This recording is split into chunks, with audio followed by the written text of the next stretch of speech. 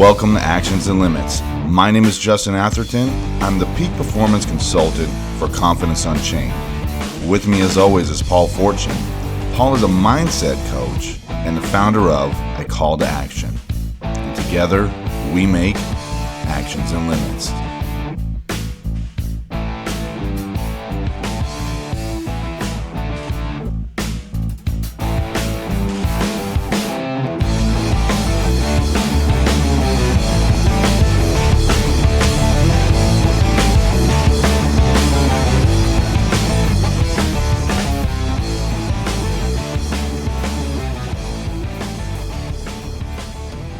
Welcome to the show, the podcast where we talk about the actions we can take and the limits we create. Make sure to check us out on YouTube and hit that subscribe button so you don't miss an episode. Check us out on Facebook or Instagram so you can stay updated on our upcoming content. And if you're listening to this, then click subscribe on your favorite podcast platform, whichever one that might be, because we're on a lot of them, right, Paul? I'm excited to have our next guest come out. Tylia Flores is going to be coming out talking about limitations. She's going to be talking about, how she's an advocate for people with disabilities. So I'm excited to bring her out, man. I know you've checked out her content a little bit. You've had a conversation with her. So how do you think this conversation is going to go? I think it's going to be geared to behavior on people who may not have a disability, on how to treat people who may have a disability or limitations, because especially, she has cerebral palsy, and there's different severities of cerebral palsy, which we'll go into with her. And there's people who have it where they have a hard time speaking, and people might come up to them and talk a little bit slower to them, thinking that's how you're supposed to treat somebody with, with that type of severity of CP. And in reality, their function of their mind is fine. Yeah. And they would prefer you just to treat them as anybody else. And I think that is the true message that I think that she's going to want to come across, that, we're all human beings and we all want to be treated with respect. And I think it's all about education. I think a lot of people, it's about being ignorant. They don't know what they're supposed to do in those situations, and it's about education. And once they're educated on what they're supposed to do, then I would think more times than not they'll do it that way. Yeah, I think when people see someone with a disability, they impose these limits on them and go, well, they may not be able to understand me, or maybe they can't open the door for themselves, or they can't do this. So I think you're spot on by saying, it's probably an education issue for people that aren't familiar with that. So, I'm interested to pick her brain and she would see what she has to share about it. So let's go ahead and bring her out. So Tylia Flores is a 25-year-old born with cerebral palsy. Although her condition has affected her mobility, it has never affected her will and determination to make a difference in the world. Through her many life challenges and obstacles, she has discovered her passion for writing. Tylia's goal in life is to share her stories with the world. In doing so, she hopes to help others with disabilities realize that they too have the potential to make their dreams come true. All right, everyone, welcome Tylia Flores to the show. Tylia, thank you so much for joining us here on the Actions and Limits podcast. We're glad to have you. No problem. It's a pleasure to be here with you, Justin and Paul. Thanks for having me on the show. And we like your bio, and Paul and I were talking about the things that you're involved with. So how did you get to where you're at right now? Like what projects are you working on currently, Tylia? Well, I'm currently working on my third book. I just published my second book called The Dukes of Hazzard is My Hero, and that was co-written with Shirley Alexandra Lockett, and it was actually based on a contest that I won, expressing how the Dukes of Hazzard helped me cope with cerebral palsy. And I'm currently working on sending my third book to a publisher to be published, and that book will be called Why I Advocate. Well, I enjoyed that show as a kid, and I know Justin did too. I'm just curious how that helps you cope with cerebral palsy. Because around the time that I discovered Dukes of Hazzard, I was 13 years old, and I needed to find something to help me escape. And when I saw the General Lee and the Good Old Boys, I was like, this is perfect, you know? And it resonated with me. The show's life's lessons, you know, just be who you are. I like that. So tell us how it was growing up with you with cerebral palsy. How were you able to cope with it before you were 13? How was I able to cope with it before I was 13? I would say that I wasn't able to cope with it at all. I always knew that I was different, and it was tough. I got bullied a lot in school, especially when I went to mainstream school, and I was the only child with a disability throughout the whole entire school. And I remember this one time specifically, I was in the 3rd grade and it was field day. Do you guys remember field day growing up when Yeah. you were Yep. kids? That was like the big shebang, and I couldn't participate because my school didn't have exclusive activities, or they didn't want to deal with the liability. So in the meantime, they just told me, oh, sit out. We'll still give you an award, but you're sitting out. And all they gave me was a Frisbee and a water bottle. Mm, And I went home and I watched The Little Mermaid and I cried my eyes out. mm. Especially when I heard Part of That World. Yeah, it's very tough, especially kids that age. They don't really have a filter, and they really don't understand what cerebral palsy is. They see somebody like you that is a little bit different, and they don't know how to act because you are a little bit different. Can you explain to our audience about cerebral palsy and the type of limitations that you currently have? Because there's different severities of cerebral palsy. And could you go into that for us, please? Cerebral palsy is a neurological condition that affects one or both parts of the brain. My cerebral palsy affects my left side more so my right. As you guys can see here, the differences. I don't know if this would be video or not, but as you and Justin could see, the differences between how the cerebral palsy affects one hand and not the other. Here, I have swan neck deformity. Here, it just looks like an able-bodied person's hand because of the way the CP affects me. But this finger makes typing really fun. I gotta tell you. So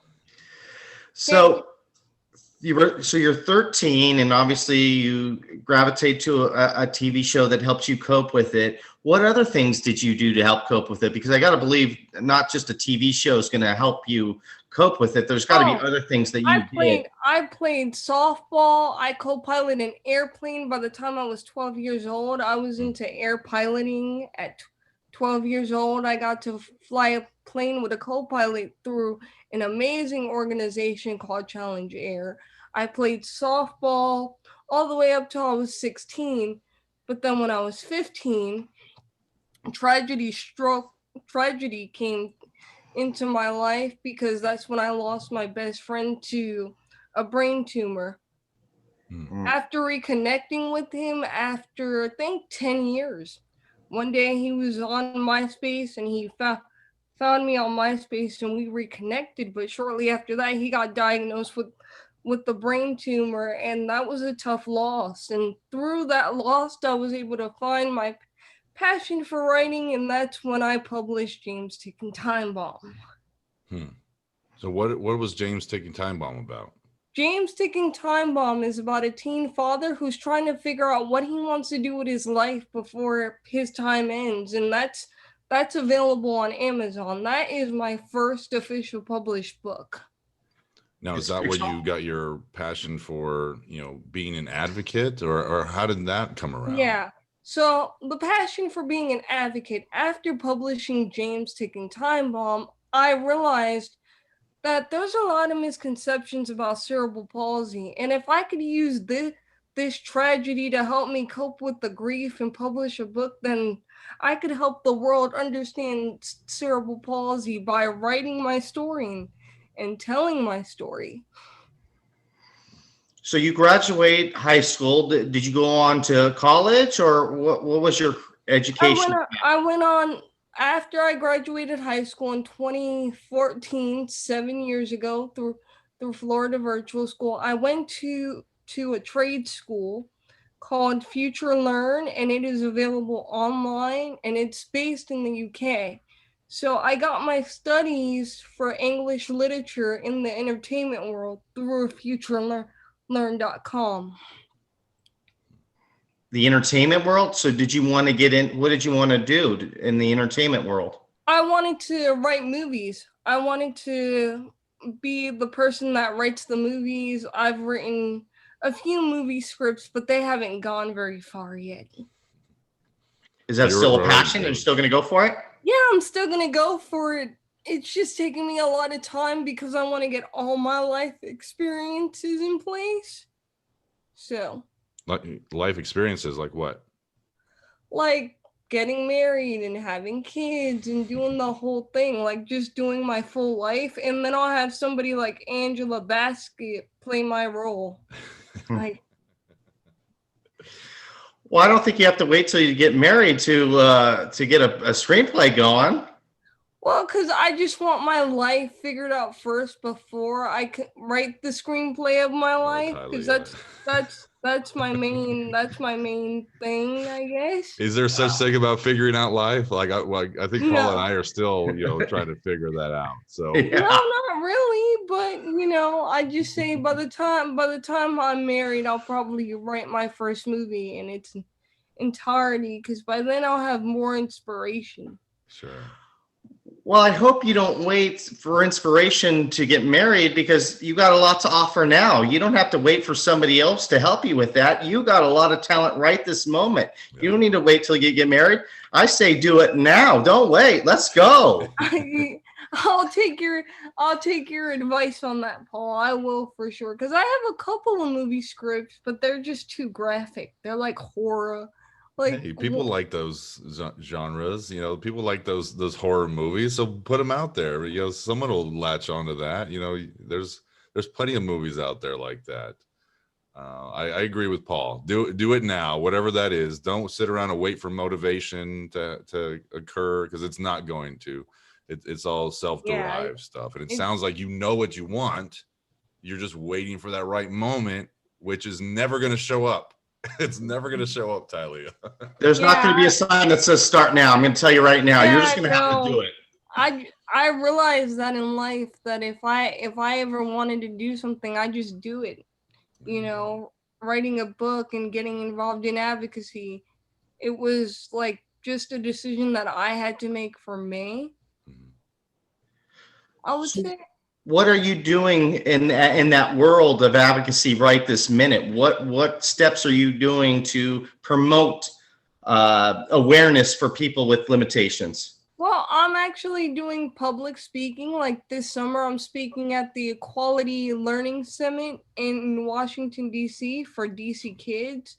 I do podcasts. I have my own radio show. I have my literature. I have another podcast. So I do several different things. And I like to sit down and talk to other people with disabilities living in other countries. Because I only get one perspective because I live in America. But in other countries, there's a whole set of different things that we should be advocating for. And what is your general message? What is the message that you're sending out to the world about your advocacy? Despite the obstacles you face, you have to keep going and you have to keep stomping. And in order for you to be the change in the world, sometimes you have to be the change that you want to see. I like that, Tylia. I'm curious, from the people that you've talked to in other countries, what has been their experience compared to your experience here in the U.S.? Like, honestly, for me, it's been like touching, but it's also saddening. Like, I was speaking to a girl in Cape Town, and she was like, you guys in America are lucky that you guys are able to take the school bus every day to school. We have to pay $50 to take the school bus every day. And if our parents don't do that, we get sent off to another village. There's not a lot of educational options for those types of people. So the parents have to end up paying more money or try to, Yeah, because the systems aren't in place for people with disabilities. exactly. And the parents wind up shipping them off. Hmm. Well, what message do you want to send to people who may not have any limitations, that see other people and they may have these pre-existing judgments for people with limitations? Well, what I want to tell people is don't feel pity for us if you see us wheeling our wheelchairs across the street. Just say hi and how are you, and take the opportunity to get to know us as individuals instead of just looking at us from the outside and being like, oh, they have limitations, they can't achieve much. So that's what I say. So is it more about treating you like a regular person, or because I Yes. know you said not showing pity? Not just me, anybody with a disability. Sure. Anybody. Like, it's so funny. I'm about to be 26 years old in July, and people come up to me at bars, and they're like, "You're disabled. You shouldn't be at a bar." Or, "Can she have that pina colada?" And I look at them and go, "Yeah, I'm 25. Here's my ID." Mm. So that's one of the things that I advocate for, is to educate people and to change their perspectives, because that's the most important thing. Yeah, I feel you on that. There's people, just go on with the case of cerebral palsy. There's people who have cerebral palsy that have a speech impediment, but their mind is completely fine. And because they have that speech impediment, people tend to talk to them slower because of the fact that they think there's something mentally different about that person. And in reality, this person is almost trapped in their own body, because they probably want to speak out and say, just talk to me normal. Please just talk to me normal. I don't want you to talk to me that way. So that's very important that you say that, and that we do treat people with respect. And and in the case where you're talking about going to an establishment to have a drink, I know maybe I can kind of understand where they're coming from, in a sense that they're thinking that they're looking out for you, but they're really not. Yeah, they're really stepping not. above. They're stepping above and beyond what they need to do. So that's something to be heard. That we need to really,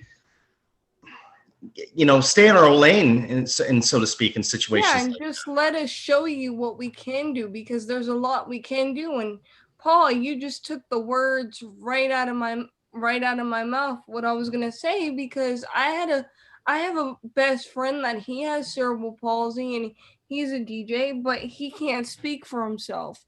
So a lot of the times people assume that he doesn't know what you're talking about, and he'll be the first one to speak up for himself with his communications device, but he still does it.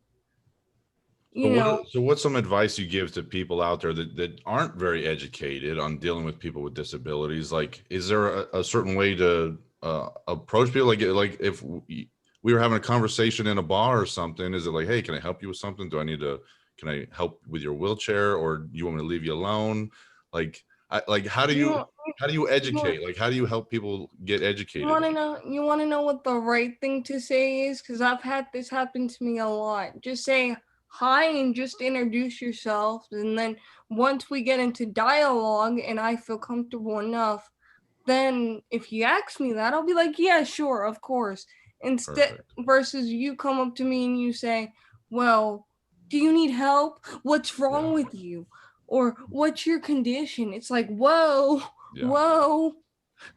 I like that. I think that's good advice, because some people approach it with that mentality, saying, "Well, maybe I need to help this person. What can I do?" But then that starts to define that other person to you. And I know that your disability does not define you, Tylia, but I think that the undereducated people out there, they think that it's a correlation, Yeah, and it's not. they think it's something that defines who you are. And like the other Mhm. day, I got a lot of plaque on my Facebook because I put I put a status up that says, I don't see disabilities, I see the possibilities. Mm, And people were just going absolutely nuts. And I'm like, but really? what's wrong with that? Wouldn't you want the first thing to be seen about you is your possibilities and not your disability? What do you think people are misunderstanding that quote? How are they misunderstanding what you were saying? Sounds like there was a misunderstanding. I think people misunderstood. I think people were interpreting it by me saying, "Oh, she's trying to get rid of the fact that she has a disability, or she's trying to hide it." I'm not trying to hide anything. What I'm trying to do is to show people that, hey, look, I may be in a wheelchair, I may be disabled, my friends may be disabled, but we're full of possibilities and we have dreams and aspirations that need to be noticed too, I just like like that. you do. I think it somehow weirdly ties into identity politics, and people feel like they have to be attached to something. And so it's like with you, disassociating with that, be like, hey, this is not my label. Yes, I have a disability, but this is not who I am. I have so many more possibilities and so many more things to share. Some people don't like that because they like to fit people into different little boxes and go, Yeah, I know how to deal with you here. I know how to deal with these people over here. So it's like they want to put people with disabilities in a category. It's like having a school of fish. Have you guys ever seen a school of fish? yeah. Where and that's School of exact Fish? What is that? like when a bunch of fish come together Oh, and School of Fish. Excuse Yeah. me. I know what you're talking about. I apologize. yeah, like have you guys ever seen the movie Finding Nemo and they're all together in a bubble? That's how I feel they want the disability community to be like as a whole at some points. Well, we had David Figueroa on. I think you know who he is. Oh, I love him. Yes, he's a tremendous man, motivational speaker. We had him on a few weeks ago. And one of the things that he said, I want to know if you agree with it, because he also suffers from CP. And he, growing up and to this day, he tells his disability out in the open. Like if he's in a situation where he's having a conversation, he breaks the what is it, the elephant in the room. He takes the elephant, he addresses the elephant in the room, and he talks about him having cerebral palsy. And by him doing that, it takes the sting out of the room. Now the audience knows what he has, and the mystery is gone. And now they're not going to come up to you and ask you these questions because David has already answered these questions. What is your thoughts on that? I love that approach. Actually, when I'm at parties and people come up to me and they shake my hand and they ask me, or I just don't like I tell them, hey, my name's Tylia Flores. I'm a disability activist. I was born with cerebral palsy. I love that because it breaks down the barriers of misconceptions. So I agree with David, and I absolutely love David. I was on his podcast too. Phenomenal. That's Yeah, he's a great man. Yeah, I want to ask again, like with the how are you being that advocate? Like what's the biggest way that people can understand what you do for people in the disability community or people that do have disabilities? Like what is that thing that you're doing for other people? What I'm doing for other people is I'm speaking out by telling my story and my point of view and hopefully educating those that don't understand what it's like to live with cerebral palsy, because as Paul said, there's a very, very much a lot of people with CP who can't speak, and they want to speak, but they just can't. Yeah. They just can't tell their side of the story. So I feel like it's my job as an individual to tell that story for them. I like that. For my craft of writing and literature and podcasting and doing radio. So what other mediums do you use? Because I know you said you're writing your third book. You get on podcasts. You said you're a speaker. What is the best way that people can find your content that you put out there? Well, you can find my content at my website at www.tyliaflores.com, or you can find me on Facebook at Stomping on Cerebral Palsy, Instagram Stomping on CP, and Twitter is Stomping on CP01. Like that. Where'd the stomping come from? Where Okay. where That's did a you good get question. that? I was going to ask the same thing. Okay, so do you know how when an elephant's mad at another animal out in the jungle, he stomps? Or when we're mad and we're infuriated at something, we stomp our feet, right? Hmm. So the way I look at it as I have to stomp on CP and I have to leave my mark. So that's the way I look at it. Awesome. Tylia is leaving her mark. I really like that, Tylia. It sounds like you're doing a lot of good for people out there, for people with disabilities.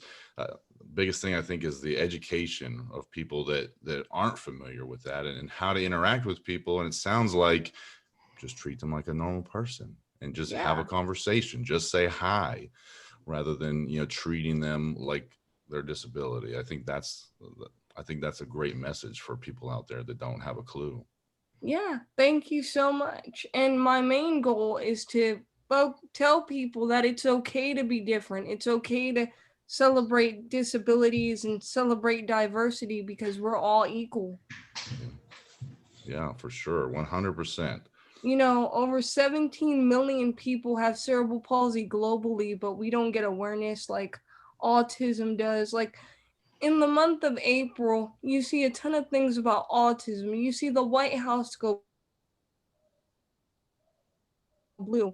But in the month of March, it's like you see green, but you see green for St. Patty's Day. Mm-hmm. Yeah. And the White House doesn't go green. Can you tell our audience what March means? March is Cerebral Palsy Awareness Month. So that's the month that we come together and we celebrate those with cerebral palsy and we celebrate our differences and we come together and it's like a big thing. But the problem is we're often camouflaged because of St. Patrick's Day and not many people are aware of CP. Like I've been to doctors that they aren't aware of CP. Like they say, oh, this is the worst disease that I've ever seen. And I'm like, cerebral palsy is not a disease, it's a condition. So. Well, it sounds like you're doing a lot of good, bringing awareness to people with CP, and for those that don't understand it, how to, interact with people with CP, just be normal. Tylia, we like to wrap up the show with the title of our podcast in mind and ask a couple of questions to our guest. And what would you say is the number one action that people can take right now? And it could be related with, cerebral palsy and being an advocate, but the number one action that can make a big difference. The number one action that can make a big difference is speaking out and telling your story from your point of view, no matter what people tell you, because there's always going to be hate. There's always going to be people who don't agree, but you just got to shake it off. Mm-hmm. No, I really like that. I like that idea of sharing your story and just, whatever your point of view is, sharing that and being that voice for other people. So the other side of actions and limits are these self-imposed limits that we place on ourselves. What have you seen that is one of the most prevalent limits that people put on themselves that we need to remove right away? I think when an obstacle comes to people, some of them make excuses as to why they can't overcome it. And they continue to tell the story of why you couldn't overcome the obstacle instead of trying to figure out ways you can overcome the obstacles and challenges you face. I like that. Like if I can type with this one swan neck deformed finger, then other people can live their dreams too and overcome their obstacles. I like that. And it's along the lines of your obstacle of getting your screenplays out there, right? You're putting an obstacle of life experience in your way rather than just taking the bull by the horns, just doing it like Paul was suggesting. Yeah, I'm gonna definitely do it now. I'm not waiting till I'm 30 or 40. I'm definitely gonna continue the screenplays. That's awesome, Tylia. Well, thank you so much for coming on the show and sharing your story with us. And hopefully, it educated some of our listeners, our viewers today. And so everyone can go check out your content and see the projects that you're working on, Tylia. So thank you so much for coming on the Action Women's podcast. No problem. You're very welcome.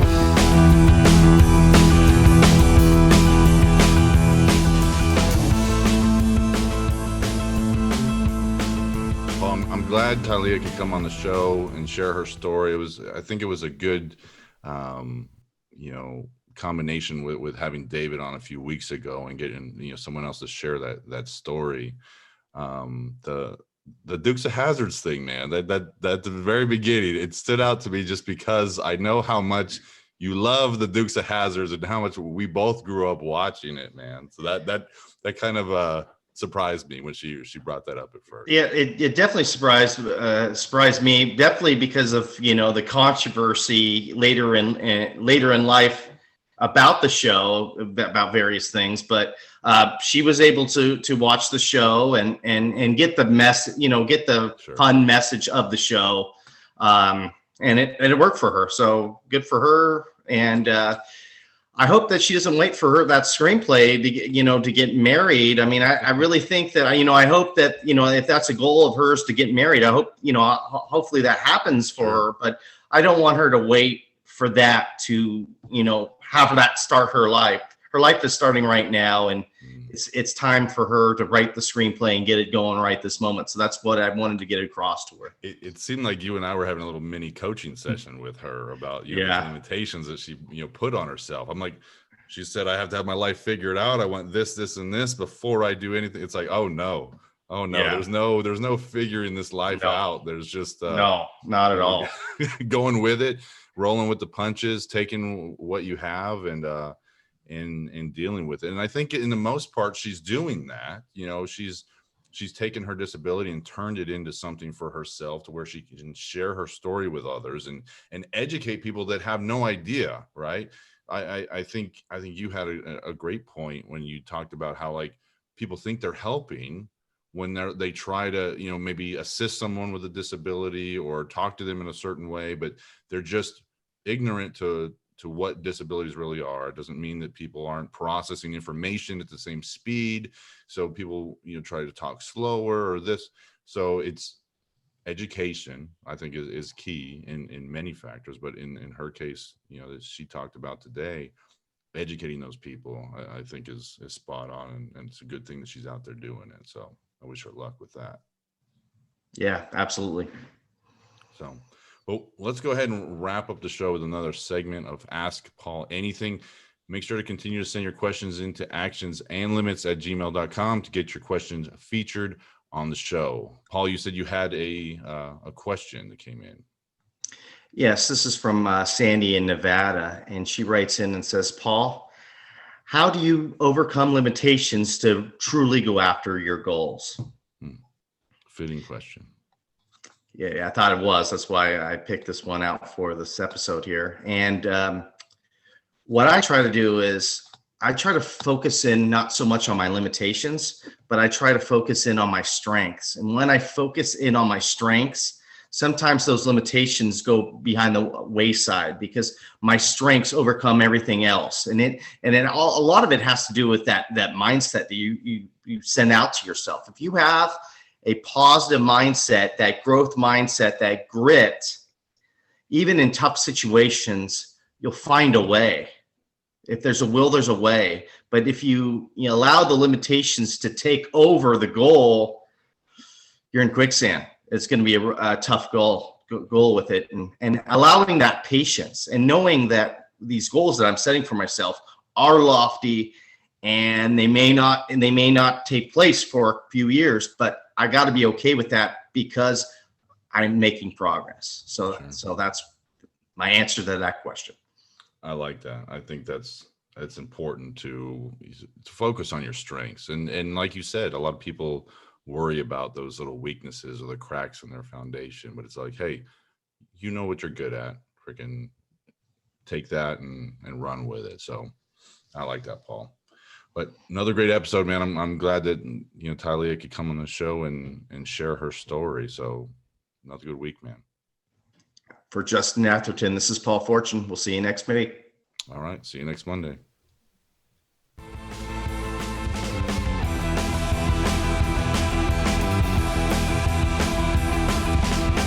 Thank you for listening to the show. Don't miss an episode. Click and subscribe to our YouTube channel. Follow us on your favorite podcast platform and find us on Instagram and Facebook under Actions and Limits to stay updated on all our upcoming content. Continue to email the show at actionsandlimits@gmail.com for our segment Ask Paul Anything. Thank you for listening. We'll see you next week.